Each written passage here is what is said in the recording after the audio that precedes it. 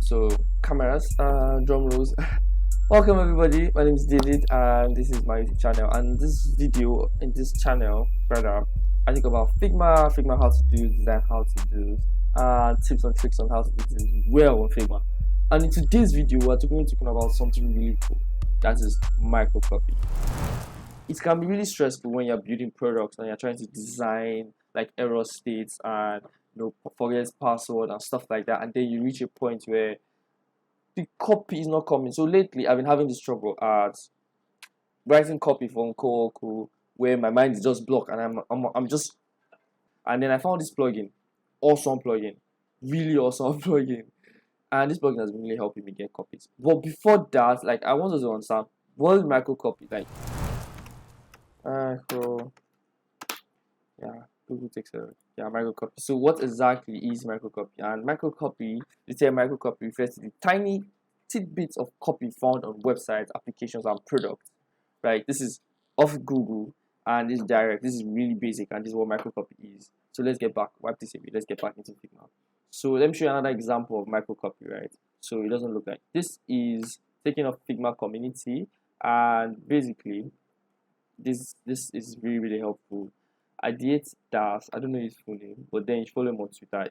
When it comes to microcopy, he's really awesome, really good. His contents are really nice, and I got this off his work on, on Figma community. So this is an example of good microcopy from here, from Das. This is another example. Avoiding jargons for microcopy. And all these things are really hard for you to get. You have to practice. And sometimes as designers, we just want to get things done fast, right? This is another good example from Windows. This is another example. This is another example of microcopy on this landing page. This is another very good example of microcopy on text. And this is another very good example of microcopy on this, right? Just one plugin, one holy comrade plugin that I found that I've been using that have been really helping me. I'll give you another bonus, but then let's talk about it. And that plugin is Ghostwriter plugin. Before we talk about the bonus, that's the bonus, not look at it.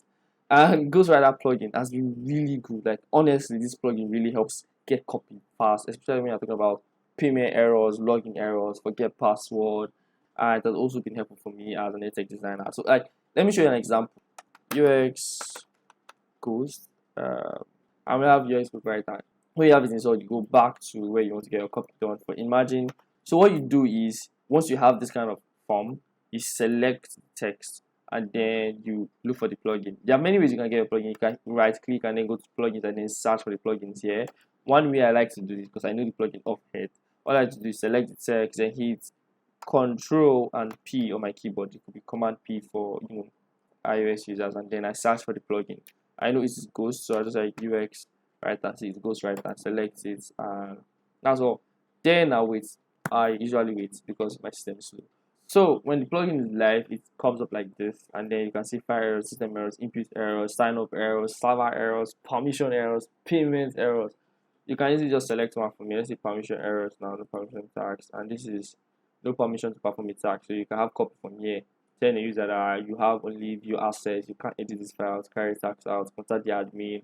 Sorry for the roadblock, you need to permission to carry out this tag. So if you're designing an admin dashboard, right, you could use this, right, to tell people who are trying to log into the admin, even if they don't have access to it, that they should access their holy comrade in charge of it, so that kind of stuff.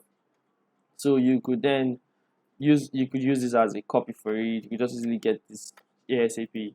Then let's imagine you are having a file errors, right? For example, is an edtech product where you're trying to where students are trying to upload files to their assignment. You could use this as an example to tell them, okay, your upload is smaller than this, or your upload is larger than this, your image is larger than this. You can use it as an example to fill in that space, right?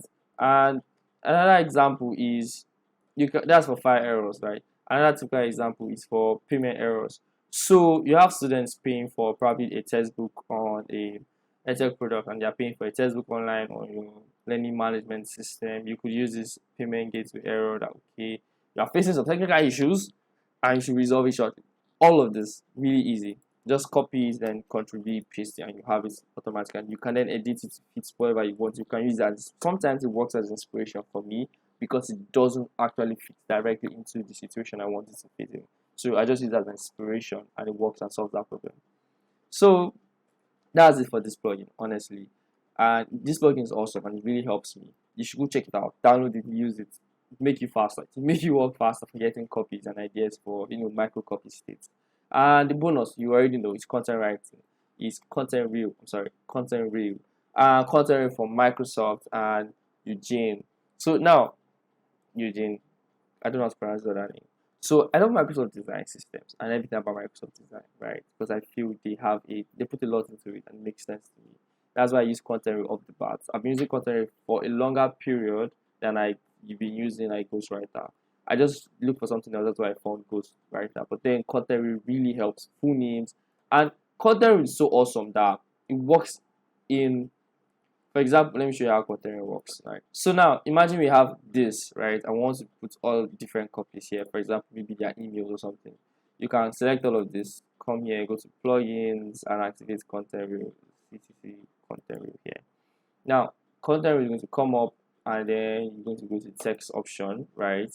And then probably you want to change this to names, and then select apply all, and everything there changes to names. Like, I have a video on this. I will not spend more time on content because I already have a video explaining how it works. You can check the description or check to the right hand side at the top part of your screen. Yeah, or the left. No, I think it should be at the right.